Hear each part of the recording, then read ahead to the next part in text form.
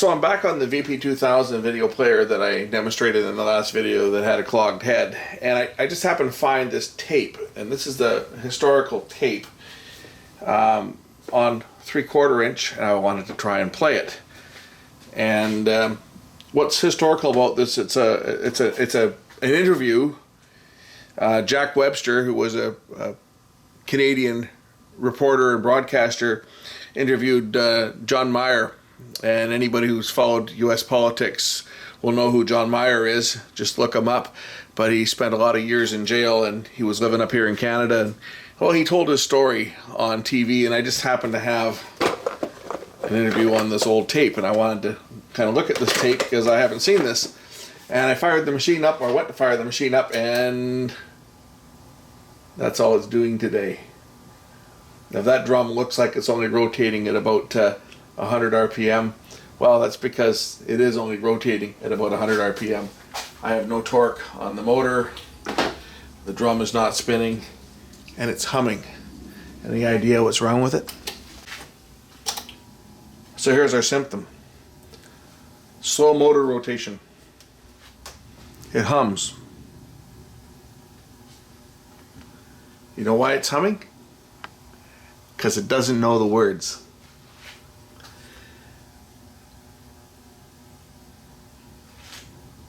I know what's wrong with this unit. I'm just waiting for people to scream at their computers. Of course it's the run capacitor. This is an induction motor. If we look back at my video on electric fan motor repair with a bad capacitor, you'll find that it's exactly the same. There's no torque, and the motor will not spin, or won't spin properly.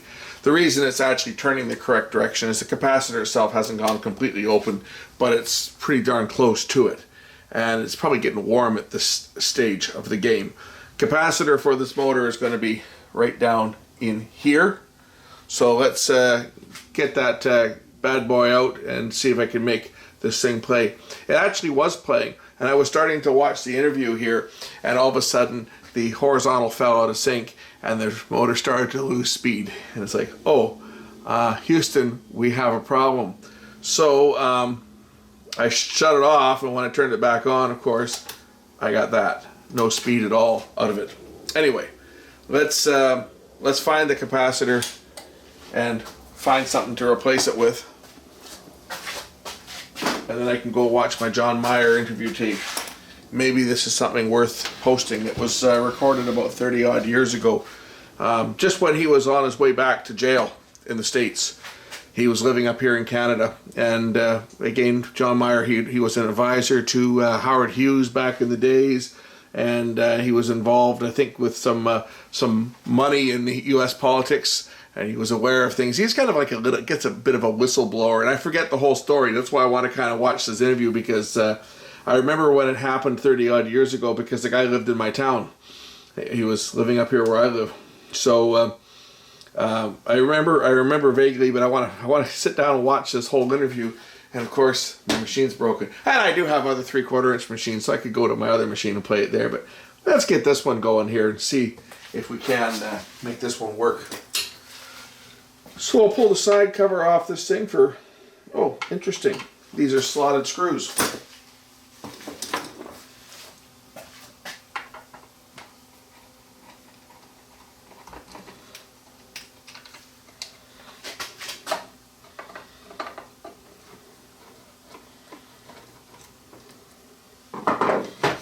I found out a little bit of information about this particular playback machine too, where it came from.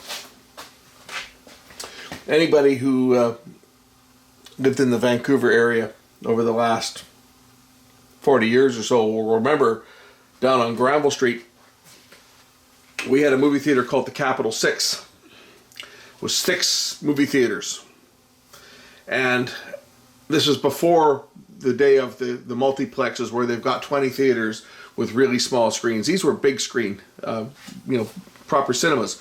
They had 6 cinemas. They had 2 great big ones, and they had 4 that were medium size. And out on Granville Street, when you were lining up at the ticket booth, they had a kiosk sitting out there, and they had 6 monitors on 4 sides. So there was, you could walk up on any direction. You could see previews of the movies that were playing in the 6 theaters. So they had, it was a bank of basically 2 monitors, 2 monitors, 2 monitors, 2 monitors. So there was 6 of them, 3 on each side, and there was a cube. It went all the way around. It was on 4 sides. This is one of the machines that was feeding one of those monitors. This came from the Capital 6. This originally, that's where this had been used. So this thing's probably got tens and tens of thousands of hours, because they would have left this thing on automatic repeat. There's a switch here where it'll play to the end of the tape, rewind, and then start over. And this was just used as a slave playback machine. This, of course, is long before the days where we had media players. Now all that's done in silicon. But back in the day, they used VCRs, and because this was from before VHS, they used 3/4 inch. I'm sure that once VHS became a popular format, they probably replaced this with VHS, because that theater was there for years and years. It's still there, it's just now it's a multiplex. And you know, gone are the old days of the old analog recordings and playbacks. So I got to get at this. This capacitor, and it's mounted down underneath the RF modulator. So that's got to come out next. It's a plug-in style. We can unplug it, but I still have to take the housing out because I have to get him down here, behind here. So I'm just going to grab another screwdriver to do that. So here's the capacitor here. It's a dual type cap. So basically for 50 hertz operation, they would bridge these two together, right? It looks like that. There's a little line here that says if you're in a 50 hertz country, you would bridge that together, and that would put the second portion of the capacitor on, because at 50 hertz, you need a different capacity to make the motor efficient. It's a higher capacity, so they basically bridge 2 of them in parallel. This is the capacitor down here, and guess what? It's warm. Gee, I wonder why it's warm. So let's get this thing out of here. It's held in place by a screw. Unscrew this thing.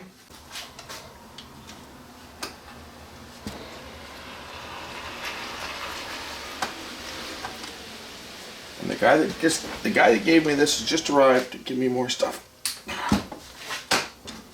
Remember, I was saying that the guy that brought me the this 3/4 inch deck and some other goodies just brought me some more goodies. So we're gonna have some more videos that we can show you. Got a couple title makers there, a special effects generator, even an old Steadicam Junior stabilization system. We'll see if that's in workable shape. And well, I got a few other pieces of equipment that I'll be showing you in future videos too. This piece here is of particular interest. This is the machine that I wish that I had owned, that I didn't buy. I bought the SLO 340, but this is the machine that I would have really liked to have had. That's the 3/4 inch portable. That is actually part of the camera setup that the 1800. It came from the same guy that gave me the 1800. This was his portable setup. So we'll be looking at this one and see whether it needs to be fixed or whether it works. But it looks to be in really good shape. This looks to be in almost mint condition because it's been kept in a porta-brace pack.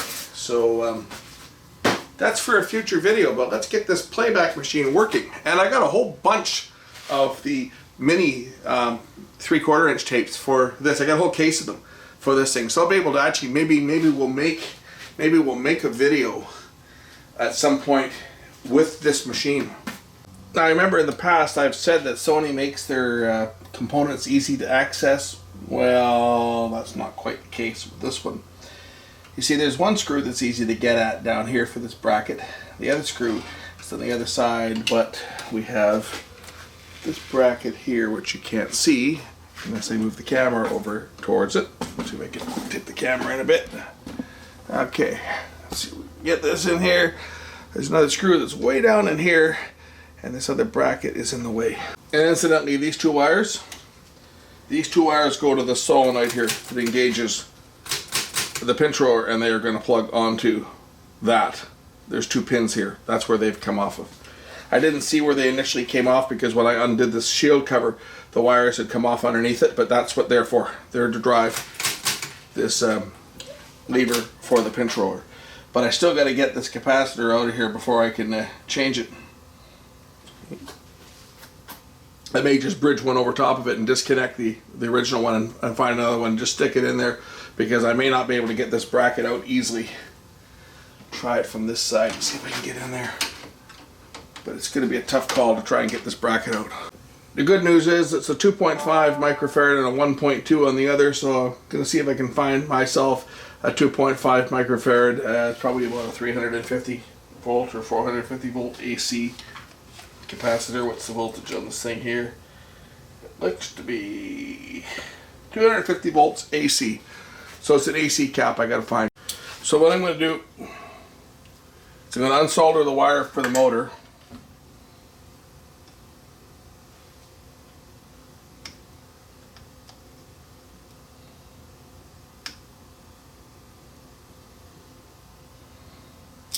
Okay, ouch.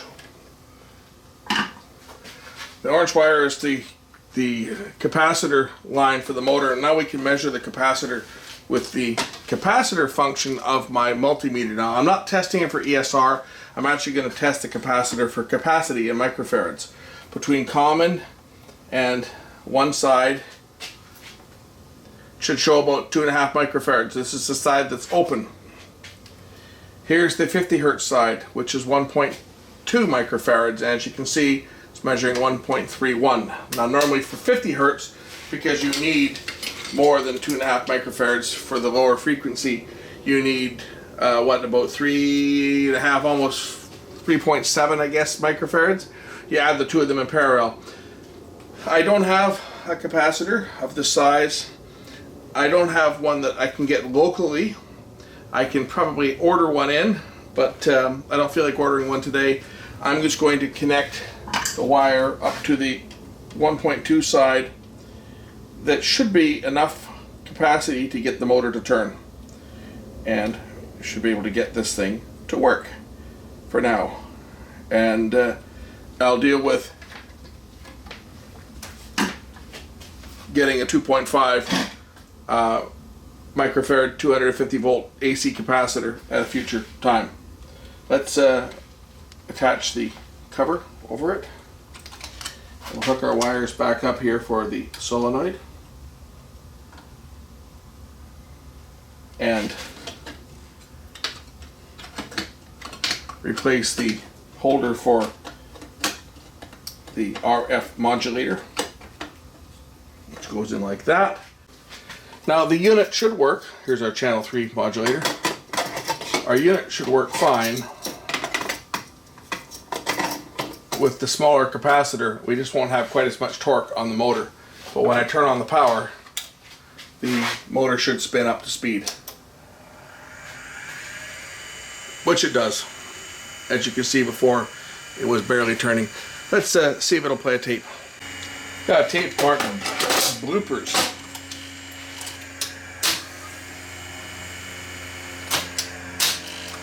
Let's see if this blooper tape will play. Oh, yep, there it is.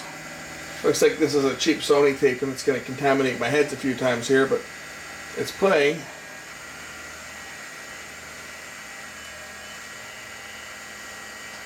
We have color bars on here.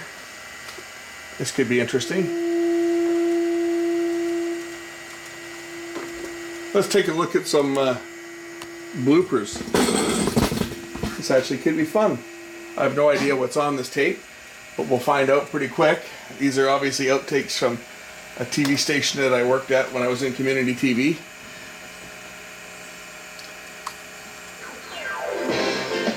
Okay.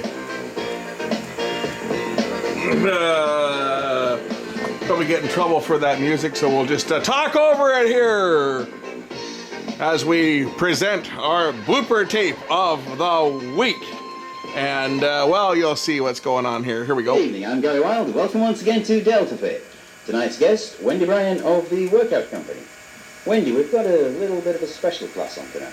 Yes. On pre and postnatal. Yes. All together, wrapped up in one. Good. Just before we go into it, I would like to ask you a couple of basic questions on this. First question is, how did you get pregnant? Good question. If they knew that and it's catching, let me know, will you? Yeah. Okay, we've got to start meeting like this, Gary. We have. Do you have any classes on that? Yes, we do. Well, not... Good evening. I'm Gary Long. O'clock. Oh boy. So join us Wednesday night at 9 o'clock. To talk back. Community TV, huh? What fun. Oh, okay. To talk about, yeah, okay, I know. No problem. One more time. There's a new show coming to Channel 10 every Wednesday night at 9 o'clock. It's called Talkback, and you can phone in with your questions and comments. So join us Wednesday at 9 to talk back. Okay. Ready? If we screw it up, we can run it again. Here we go again. Another SPCA show again. Oh no. I'm here to show you some of our friends. Compliments of Cable TV 10. Now, if you don't like that opening, please phone Sheila Wilkinson. She's our receptionist. She says, we have such a drab opening every time we open the show. So the complaints go to Sheila Wilkinson at 9467848. Haha. Yay.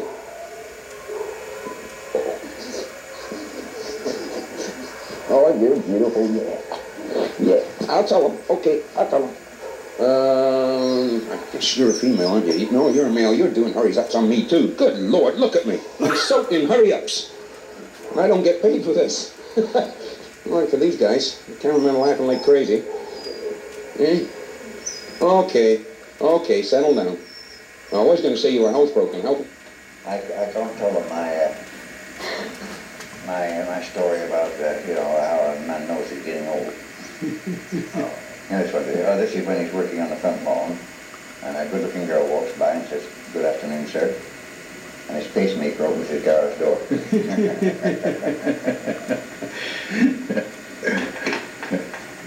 Or the other one about there are two ways a man knows when he's getting old. First one is his memory starts going, and the second one is... I forget. I forget. Oh, hell, I've forgotten. I knew it. Oh, it's an old one. Okay, I think that was the bloopers. This thing's working. So that's fun and games in cable TV. I have a few tapes that were outtakes and stuff. As I say, I've got quite a collection of 3/4 inch tapes here that I need to go through. Most of them are a little more interesting than that one, but anyway, yeah. Thanks for watching, and in the next video, we'll maybe look at the portable.